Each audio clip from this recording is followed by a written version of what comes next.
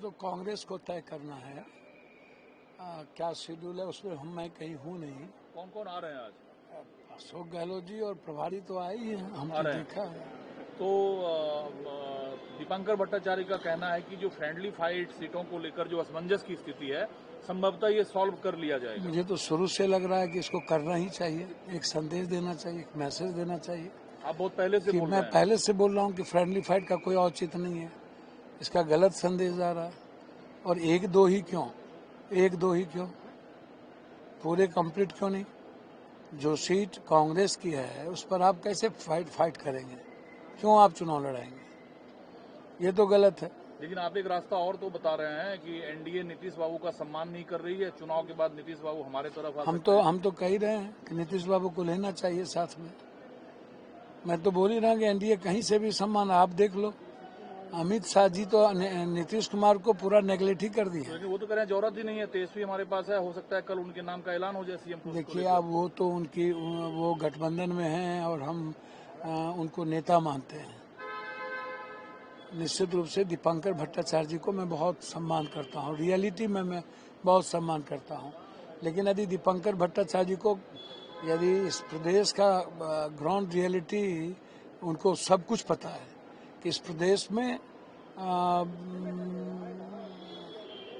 एक स्वच्छ और एक अच्छे सोच के लोगों की राय है कि अच्छी सरकार हो, अच्छे मुख्यमंत्री हो। तो मेरा मानना है कि मुख्यमंत्री जिनको भी बनाना हो, माले के नेता को, वो चुनाव के बाद बनाए ना, कहाँ दिक्कत है? तेजस्वी जी को ही बनाना हो तो चुनाव के बाद आप घोषणा कर लीजिए, बनाइए। मेरी राय है कि यह लड़ाई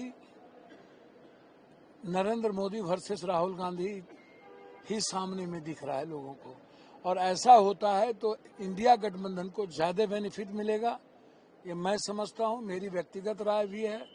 और जो हमारे नेता का परसेप्शन है, नेता की जो आइडियोलॉजी है, कांग्रेस का जो परसेप्शन है, उसमें हर परिस्थिति में राहुल गांधी जी के संघर्ष और उनके चेहरे पर ही लड़ने में इंडिया गठबंधन को बेनिफिट है। सीट बाय सीट आप चुनाव प्रचार शुरू कर चुके हैं कांग्रेस उम्मीदवारों के लिए।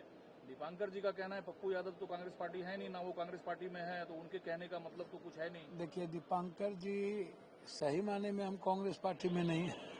क्या बात कर रहे हैं? मैं सही माने में कांग्रेस पार्टी में एसोसिएट मेंबर हूँ, बिल्कुल साफ है। कांग्रेस पार्टी में अब दीपांकर जी की क्या राय है मुझको नहीं पता।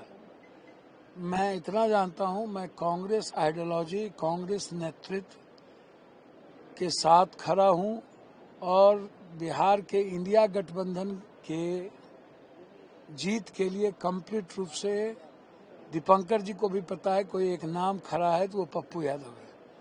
अब यदि दीपांकर जी को लगता है कि अकेले ही हम